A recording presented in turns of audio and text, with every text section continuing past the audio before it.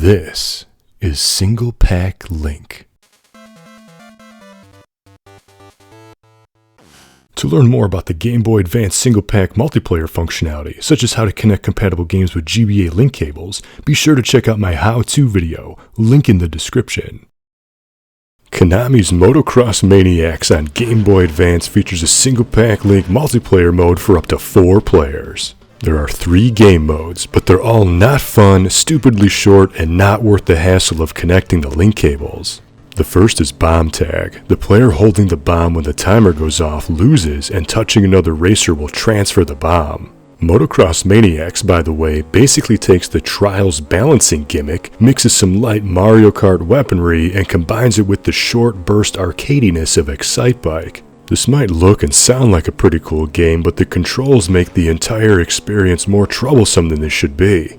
And this Bomb Tag course is a very short loop. It literally takes about 4 seconds to loop back to the beginning, so there's no place to hide, avoid, or even defeat your opponent. And this mode is limited to 20 seconds, which is about the same amount of time it takes for this game to load into an empty GBA.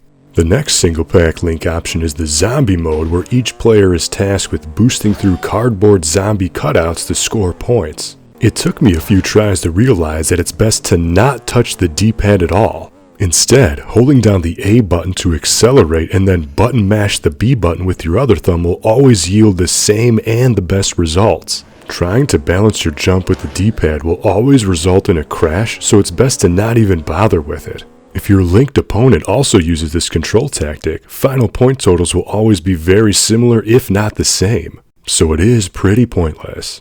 Finally, Hidden Lab is probably the worst and most tedious of the 3. The goal is to grab the most stars from this awful linear conveyor belt, but there are these dumb and almost unavoidable obstacles in the way. By pulling back and hitting the boost button, you can jump, but the timing needs to be frame perfect. Crashing, which will happen more often than not, will reduce the score and will subject the players to an awful screaming soundbite. But who knew frozen, stationary penguins trapped in blocks of ice would be such jerks? Switching modes also requires restarting the secondary GBAs.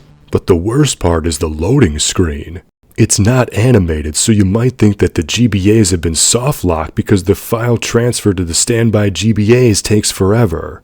And again, the game is over in the same amount of time it takes to load the program. There's also no music, but at least the motorcycle sound effects complement the gameplay. And the looping, soundless demo that plays at the conclusion of each match might be the most satisfying aspect of the Single-Pak Link mode.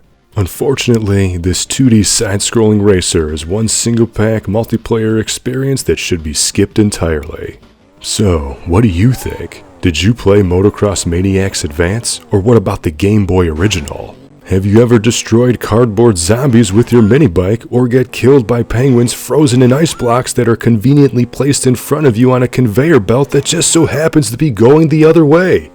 Let me know in the comments. And if you like this multi-boot link coverage, be sure to check out my GBA Single-Pak multiplayer playlist right here on my channel. Until next time, thank you for watching, and game on.